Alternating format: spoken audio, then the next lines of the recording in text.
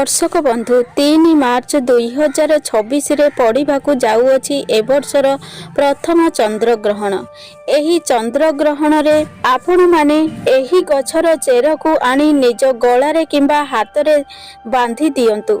जीवन रे चलीथिबा समस्त दुख कष्ट नकारात्मक शक्ति एवं तंत्र शक्ति रु आपण माने मुक्ति पाइजिबो। जदि कुंडली रे ग्रह दोष लगी अछि वस्तु दोष लगी अछि आपण जेते रोजगार कले मध्य आपणकर पैसा केबे मध्य रहिबो नाही। ताहा कौनसी ना कौनसी बाटरे खर्च हो जाई थाए। जेउ घरे नकारात्मक शक्ति प्रबल मात्रा रे रही थाए सेही घरे माँ लक्ष्मीकर बास होई न थाए। तेणु आपण माने जदि एही सबु समस्या रो मुक्ति पाइबा पई चाहुचंती ताहले चंद्र ग्रहण दिन बा होली दिन घर को नहीं आसंतु एही गोटिए गछर चेर को। दर्शक बंधु एही वर्षर प्रथम चंद्र ग्रहण 3 मार्च 2026 रे लागिबाकू जाउअछि। एही चंद्र ग्रहण भारत रे पालनीय हबो ना नाही ए विषय आमे संपूर्ण विस्तार सहित आलोचना करिबा। एही चंद्र ग्रहण आम ओडिशा रे दृश्यमान हबो कि नाही, भारत रे दृश्यमान हबो कि नाही, एही चंद्र ग्रहण रो प्रभाव गर्भवती महिला मानकु होछि कि नाही पूरा विस्तार सहित एही वीडियो रे आलोचना करिबा। सेथि पई आपण मानकु अनुरोध वीडियोटी को शेष पर्यंत निहाती देखंतु आउ आम चैनल को सब्सक्राइब करनथिले सब्सक्राइब करंतु। दर्शक बंधु एही वर्षर प्रथम चंद्र ग्रहण 3 मार्च 2026 रे पड़िबाकू जाउअछि। एही चंद्र ग्रहण एक एमिति सेमिति चंद्र ग्रहण नुहे, एहा एक भयंकर चंद्र ग्रहण लागिबाकू जाउअछि। तेणु एही चंद्र ग्रहण ओडिशा तथा भारत रे पालन कराजिबो। एही चंद्र ग्रहणर प्रभाव बहुत मात्रा रे गर्भवती महिला मानक उपरे पड़िथाए, जाहारी फलरे सेमानकर शिशु उपरे मध्य एहार खराब प्रभाव पड़िबाकू जाउछि। तेणु एही चंद्र ग्रहण समय रे गर्भवती महिला माने केबे मध्य बाहर को बाहरंतु नाही। तेबे आसंतु जानिबा चंद्र ग्रहण दिन एमिति केउ गछर चेर को घर को आनिबा द्वारा घरे सुख समृद्धि वृद्धि पाई थाए, वर्ष सारा घरे धन अन्नर अभाव होई न थाए। दर्शक बंधु आजिर एही भिडियोटी आपण मानक पई बहुत ही अधिक खास एवं गुरुत्वपूर्ण रही अछि। आजिर एही भिडियो रे आमे जानिबा एही चंद्र ग्रहण दिन घर को नहीं आसंतु एही गछर चेर को एवं निजर गलारे किंबा हाथ रे बांधी दियंतु एही गछर चेर को। आपणकर समस्त मनस्कामना तुरंत पूर्ण होई जिवो। भाग्य आपणकर साथ देबो एवं आपण बनि जिवे कोटिपति। जेउ भी क्षेत्र को आपण जिवे सेठारे आपण को सफलता अवश्य प्राप्त हेबो। पूरा वर्ष केबे भी धन अन्नर अभाव हेबो नाही, पैसार अभाव हेबो नाही। आजिर एही भिडियो रे मु आपण मानकु जे गछर चेर विषय कहिबी एहा सबुठारु पावरफुल एवं जबरदस्त गछ अटे। आपण निश्चित भाबरे एही चंद्र ग्रहण दिन एही गछर चेर को आनी निजर गलारे धारण करंतु किंबा हाथ रे धारण करंतु। देखिबे पूरा वर्ष केबे भी धन अन्नर कमी हेबो नाही, जीवन रे सुख संपत्ति एवं वैभव्य प्राप्त हेबो। दर्शक बंधु हिंदू संस्कृति रे केते प्रकारर पौराणिक मान्यता को महत्व दिया जाइए। एमिति वृक्षलता होइथांती जिए कि बहुत शुभ एवं पवित्र मना जाई थाए। एमिति वृक्षलता होइथांती जिए कि आमर जीवन रे चालुथिबा समस्या को दूर करि देइथांती। खास कथा एहा अटे कि वृक्षलतार ना केवल लोक माने पूजा करिथांती बरं औषध रूप रे मध्य व्यवहार करिथांती। एहा केते प्रकारर बेमारी को ठीक करिथाए। तेबे सही वृक्ष मानक मध्यरु मु एमिति किछि वृक्ष मानक विषय कहिबी जहा बहुत ही पावरफुल एवं जबरदस्त गछ अटे। तेबे एही गछर चेर को एही चंद्र ग्रहण दिन आनिबाकू पड़िबो एवं ताहाकू पूजा करी आपणक गलारे किंबा हाथ रे बांधिबाकू पड़िबो। जो व्यक्ति रिद्धि सिद्धि प्राप्त करिबाकू चाहुचती, शुभ लाभ प्राप्त करिबाकू चाहुचती, धन धान्यर कामना करुथांती, सुख समृद्धि पाइबाकू चाहुचती, आरोग्य प्राप्त करने चाहते, जदि आपण चाहते आपण को जीवन दुर्भाग्य दूर हो जाऊ एवं आपण को भल भाग्यर प्राप्त हो, आपण को मान सम्मान प्राप्त हो, तेबे आजिर एही वीडियो को शेष पर्यंत निश्चय देखंतु। तेबे एही गछ मानक मध्यरु कौनसी भी गोटिए गछर चेर एही चंद्रग्रहण दिन निश्चय आणतु। आपनकु अखंड सफलता प्राप्त हेबो। एही वृक्षलता मानक मध्यरे बहुत ही अद्भुत चमत्कारी शक्ति रही थाए। आपण मानकु आजीवन काल मध्यरे केतेक वृक्षलता को प्रयोग करी केते सब जटिल रोग को ठीक करि थाउ। बा आपनकु आजि मु जेउ गछ विषय कहबी एहाकु एही चंद्रग्रहण दिन आनी इच्छा करी निजर गलारे किंबा हातरे बांधी दियंतु। देखिबे आपनकु तत्काल फायदा पहुँचिबो। सेही समस्त जिनिस प्राप्त हेबो जेउ जिनिस को आपण लंबा समय धरी प्राप्त करिबाकु चाहुचती। दर्शक बंधु, दामिका रत्न पिंधिबा परिवर्ते जदि आपण एही वृक्षर चेर को धारण करिथांती ताहाठारु आहुरी अधिक शुभ परिणाम आपनकु प्राप्त हेबो। सर्वप्रथमे आपण एही गछर चेर को आनी आपनक ठाकुर घरे पूजा करी धूप दीप देखाई पूजा करि नियंतु।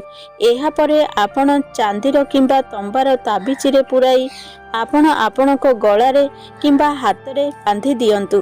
तेबे डेरी न करी आसंतु जानिबा एही चंद्रग्रहण दिन केउं गछर चेर को आपनकु घर को आनिबार अछि एवं आपनक गलारे बा हातरे बांधिबार अछि। तेबे सर्वप्रथम गछ हेउछि धला अरख गछ। आपनकु बहुत सहजरे मिलि जिवो। आ हेउछि धला अरख गछ। धला अरख गछ भगवान गणेशकर अत्यंत प्रिय गछ होइथाए। जदि आपण भगवान गणेशंकर कृपा प्राप्त करने को चाहते तेबे आपण एही चंद्रग्रहण दिन धला अरख गछर चेर को आनी धारण करंतु। धला अरख गछ को भगवान गणेशंकर स्वरूप बोली कुहा जाइथाए। जेउ धला अरख गछ 11 वर्षरु अधिक होइथाए सेही धला अरख गछ भगवान गणेशंकर सुंढर आकृति होई जाइथाए। भगवान गणेश को शुभ लाभर स्वामी बोली कुहा जाइथाए। तो जदि आपण रिद्धि सिद्धि शुभ लाभ एवं वैभव्य प्राप्त करने को चाहते तेबे अरख गछर चेर चंद्रग्रहण दिन एहार चेर घर को नहीं आसंतु। एहा परे ठाकुर घरे पूजा करी गोटिए तंबार किंबा मंदिर ताबिजिरे पुराई आपणकर गलारे दी दियंतु। देखिबे एहा द्वारा आपणकु अनेक फायदा प्राप्त हेबो।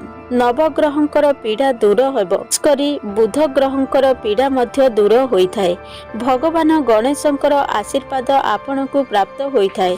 व्यापार वाणिज्य एवं कर्म क्षेत्र रे आपण बहुत अधिक उन्नति करिथांती। आपण कौनसी गछर चेर आणतु किंबा न आणतु चंद्रग्रहण दिन धला अरख गछर चेर अवश्य आणतु एवं ताहाकु धारण करंतु। शुभ फल प्राप्त हेबो एवं पूरा वर्ष केबे भी आपनक घरे धनर अभाव हेबो नाही। वर्ती जबरदस्ती चमत्कारी गछटी हेउची कला दुदुरा गछर चेर। आपण माने निश्चित भाबरे एही चंद्रग्रहण दिन घर को आनी ताहाकु पूजा करी मंदिर ताबिजिरे पुराई आपनक गलारे धारण करंतु। किंतु दुदुरा गछ को स्वयं भगवान भोलानाथंकर स्वरूप बोली मना जाइथाए। कला दुदुरा भैरवंकर स्वरूप मध्य होइथाए। कला दुदुरारे शनिदेव मध्य वास करिथांती। माँ काली भी कला दुदुरारे निवास करिथांती। आपण निश्चित देखिथिबे भगवान शंकरंकु जेबे आमे पूजा अर्चना करिथाउ तो भगवान शिवंक उपरे कला दुदुरार जेकोनोसी दुदुरा फल किंबा फल चढ़ा जाइथाए एवं एहाकु भगवान शिव ग्रहण मध्य करिथांती। कौनसी व्यक्ति भक्तिर सहकार रे भगवान भोलानाथंकु कला दुदुरार फूल अर्पण करिथाए तो भगवान भोलानाथ तुरंत ही स्वीकार करि नेइथांती। दर्शक बंधु, कला दुदुरा कौनसी साधारण गछ नुहे। एहार जदि आपण प्रयोग विषय जानिबे निश्चर्य होइजिबे। तुरंत एहाकु धारण करिनेबे।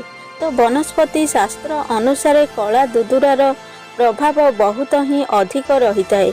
जेमिति भगवान शनिदेवंकर प्रभाव मंगल ग्रहंकर प्रभाव जेमिति शक्तिशाली मना जाइथाए ठीक सेहीपरि कला दुदुरार जो चेर अटे एहाकु मध्य बहुत अधिक शक्तिशाली मना जाइथाए।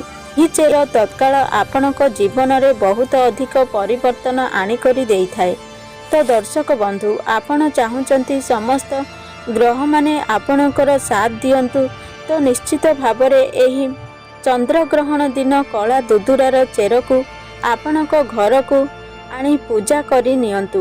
ଏହାପରେ ଏହାକୁ ଗୋଟିଏ ତାବିଜରେ ପୁରାଇ ଗଳାରେ ଧାରଣ କରନ୍ତୁ। ଦୁଦୁରାର ଚେରକୁ ପିନ୍ଧିବା ଦ୍ୱାରା ଶନିଙ୍କର କୁପ୍ରଭାବ ଶନି 7.5 ବା 2.5 ମହାଦଶାରୁ ମୁକ୍ତି ମିଳିଥାଏ। ଏହାଦ୍ୱାରା ଆପଣଙ୍କର ଶୁକ୍ର ଗ୍ରହ ମଜବୁତ ହୋଇଥାଏ। ଯେଉଁମାନଙ୍କର ଶୁକ୍ର ଗ୍ରହ ମଜବୁତ ହୋଇଥାଏ ସେମାନେ ଧନବାନ ହୋଇଥାନ୍ତି। ସେମାନଙ୍କ ଜୀବନରେ କେବେ ବି ଧନ ଅନର କମି ହୋଇନଥାଏ। ରାହୁ କେତୁଙ୍କର ଦୋଷ ଦୂର ହୋଇଥାଏ। କୌଣସି ବ୍ୟକ୍ତିକୁ ସ୍ୱପ୍ନରେ ସାପ ଆସୁଅଛି, ସେହି ବ୍ୟକ୍ତିକୁ ପିତୃଦୋଷ ଲାଗିଅଛି, ଭୂତ ପ୍ରେତଙ୍କର ଭୟ ଲାଗୁଅଛି, ତ ସେହି ବ୍ୟକ୍ତି କଳା ଦୁଦୁରାର ଚେର ନିଶ୍ଚୟ ଧାରଣ କରନ୍ତୁ, ଆପଣଙ୍କୁ ମୁକ୍ତି ମିଳିଯିବ। ତେବେ ଦର୍ଶକ ବନ୍ଧୁ, ଏହି ଦୁଦୁରା ଗଛର ଚେର ନିଶ୍ଚୟ ଘରକୁ ଆଣନ୍ତୁ। ଏହାର ଚେରକୁ ତାବିଜରେ ପୁରାଇ ନିଶ୍ଚୟ ଧାରଣ କରନ୍ତୁ। ଆପଣଙ୍କର ସମସ୍ତ ଦୂର ହେବା ସହିତ ଆପଣଙ୍କର ସମସ୍ତ ମନସ୍କାମନା ପୂର୍ଣ୍ଣ ହୋଇଯିବ। ପରବର୍ତ୍ତୀ ଦିବ୍ୟ ଗଛଟି ହେଉଛି ଚାମେଲି ଗଛର ଚେର। ଚାମେଲି ଗଛର ଚେର ଏହି ଗ୍ରହଣ ଦିନ ଅବଶ୍ୟ ଆଣନ୍ତୁ। ଚାମେଲି ଗଛର ମୂଳରେ ବା ଚେରରେ ଦୈବୀ ଶକ୍ତିର ବାସ ହୋଇଥାଏ। ଆପଣ ଦେଖିଥିବେ ଚାମେଲିର ଯେଉଁ ତେଲ ହୋଇଥାଏ ହନୁମାନ ମହାରାଜାକୁ ସମର୍ପିତ ହୋଇଥାଏ। ଏଥିରେ ହନୁମାନ ମହାରାଜାଙ୍କର ଦୈବୀ ଶକ୍ତି ରହିଥାଏ। ଯେଉଁ ଲୋକ ଲକ୍ଷ୍ମୀଙ୍କର କୃପା ପ୍ରାପ୍ତ କରିବାକୁ ଚାହୁଁଛନ୍ତି, ଲକ୍ଷ୍ମୀ ସିଦ୍ଧି ପ୍ରାପ୍ତ କରିବାକୁ ଚାହୁଁଛନ୍ତି, ଲୋକ ତନ୍ତ୍ରକୁ ସିଦ୍ଧି କରିବାକୁ ଚାହୁଁଛନ୍ତି, ଯେଉଁ ଲୋକ ଆରୋଗ୍ୟ ରହିବାକୁ ଚାହୁଁଛନ୍ତି, ଏମିତି ବ୍ୟକ୍ତି ଚାମେଲିର ଯେଉଁ ଚେର ହୋଇଥାଏ ଏହାକୁ ଅବଶ୍ୟ ଆଣିବା ଉଚିତ। ଚାମେଲିର ଯେଉଁ ଚେର ହୋଇଥାଏ ଏହାକୁ ଏହି ଚନ୍ଦ୍ରଗ୍ରହଣ ଦିନ ନେଇ ଆସନ୍ତୁ ଏବଂ ଏହାକୁ ପୂଜା କରି ଚାନ୍ଦିର ତାବିଜରେ ପୁରାଇ ଆପଣଙ୍କର ଗଳାରେ କିମ୍ବା ହାତରେ ବାନ୍ଧି ଦିଅନ୍ତୁ। ଦେଖିବେ ଆପଣଙ୍କୁ ଅବଶ୍ୟ ହିଁ ଫାଇଦା ପ୍ରାପ୍ତ ହେବ। ଦ୍ୱାରା ଦୈବୀ ଶକ୍ତିର ପ୍ରାପ୍ତ ହୋଇଥାଏ, ଅଲୌକିକ ଶକ୍ତିର ପ୍ରାପ୍ତ ହୋଇଥାଏ। ହନୁମାନ ମହାରାଜଙ୍କର କୃପା ବର୍ଷିଥାଏ। ଆପଣ ସର୍ବଦା ନିରୋଗ ରହିଥାନ୍ତି। ପରବର୍ତ୍ତୀ ଦିବ୍ୟ ଗଛଟି ହେଉଛି ଅପମାରଙ୍ଗ ଗଛ। ଘରକୁ ଆଣନ୍ତୁ ଏବଂ ଏହାର ଚେରକୁ ନିଶ୍ଚୟ ଧାରଣ କରନ୍ତୁ। ଏହାକୁ କେତେକ ଜାଗାରେ ଗୁଗୁଚିଆ ନାମରେ ମଧ୍ୟ ଜଣାଯାଏ। ଏହାକୁ ଅପମାରଙ୍ଗ କ'ଣ ପାଇଁ କହିଥାନ୍ତି ନା, ଏହାର ଯେଉଁ ବୀଜ ହୋଇଥାଏ ଓଲଟା ରହିଥାନ୍ତି, ଏଥିପାଇଁ ଏହାକୁ ଅପମାରଙ୍ଗ କହିଥାନ୍ତି। ଅତ ଏହା ଦୁନିଆଠୁ ଓଲଟା ଚାଲିଥାଏ। ଅପମାରଙ୍ଗ ସନ୍ଥ ମହାତ୍ମାମାନେ ସବୁଠାରୁ ଅଧିକ ପ୍ରୟୋଗ କରିଥାନ୍ତି ଏବଂ ଅଧିକ ସମୟ ପର୍ଯ୍ୟନ୍ତ ସାଧନା କରିଥାନ୍ତି। ଏହାକୁ ଘରକୁ ଅବଶ୍ୟ ଆଣନ୍ତୁ ଏବଂ ପୁରାଇ ଗଳାରେ ଧାରଣ କରନ୍ତୁ। ଏହାକୁ ଧାରଣ କରିବା ପରେ ଏହା ଶତ୍ରୁମାନଙ୍କର ନାଶ କରିଥାଏ। ଖାସ୍ କଥା, ଯେଉଁ ଲୋକ ବଶୀକରଣ ପ୍ରାପ୍ତ କରିବାକୁ ଚାହୁଁଛନ୍ତି, ସମସ୍ତ ଲୋକ ତାଙ୍କୁ ଦେଖି ସମାହିତ ହୋଇଯାଉ, କେବଳ ତାଙ୍କର ହିଁ କଥା ମାନନ୍ତୁ। ଏହି ବ୍ୟକ୍ତି ଅପମାରଙ୍ଗର ଯେଉଁ ଚେର ନିଶ୍ଚୟ ଧାରଣ କରିବା ଉଚିତ। ଏହାର ଚେରକୁ ଧାରଣ କରିବା ପରେ ଆଧ୍ୟାତ୍ମିକ ଉନ୍ନତି ହୋଇଥାଏ ଏବଂ ସମସ୍ତ ଇଚ୍ଛା ପୂରଣ ହୋଇଥାଏ।